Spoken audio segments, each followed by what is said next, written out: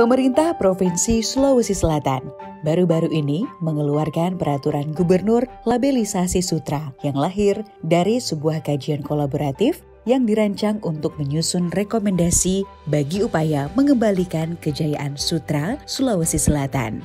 Terdapat setidaknya 4 pembelajaran utama dari proses lahirnya kebijakan berbasis pengetahuan peraturan gubernur labelisasi sutra di Sulawesi Selatan.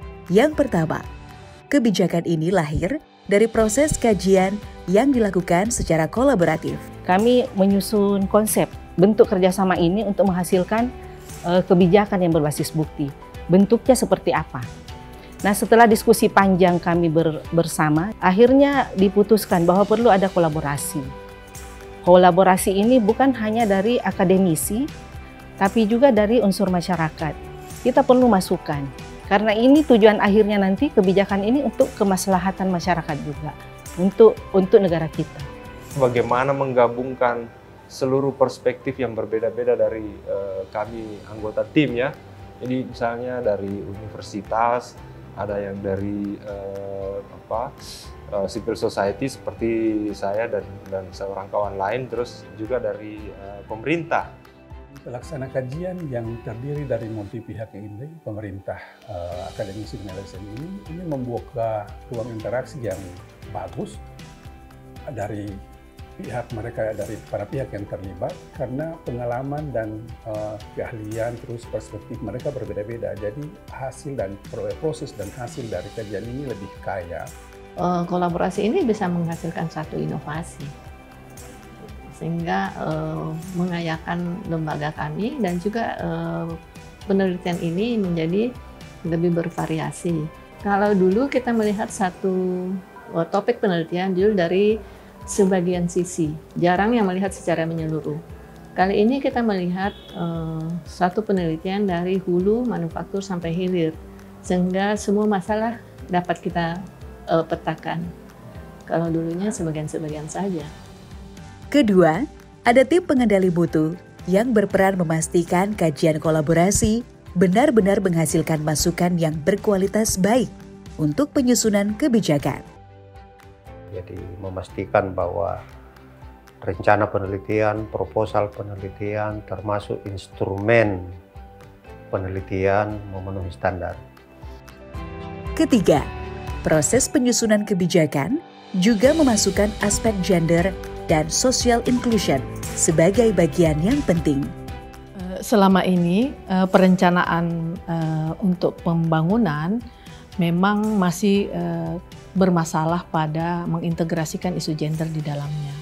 Jadi kalau kita melihat kajian-kajian yang sudah dibuat selama ini, aspek GESI itu belum ada di dalam penelitian sebelumnya.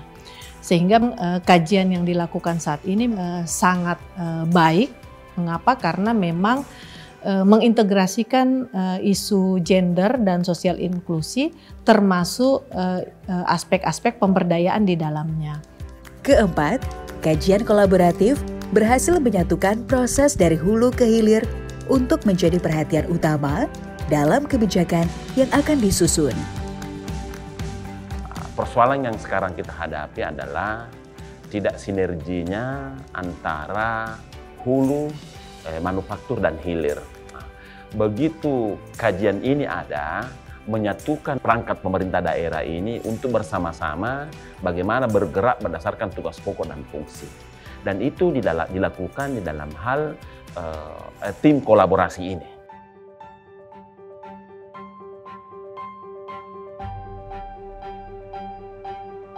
Kebijakan berupa peraturan gubernur atau Pergub Labelisasi Sutra Sulawesi Selatan berdasarkan hasil rekomendasi kajian rantai nilai sutra telah ditandatangani oleh Gubernur Sulawesi Selatan. Pergub yang lahir dari proses yang berbasis pengetahuan ini menjadi praktik baik yang dapat direplikasi pada proses penyusunan kebijakan berbasis pengetahuan di masa depan. Saat ini kita sudah mengusulkan agar langkah-langkah kolaborasi ini melalui peraturan gubernur.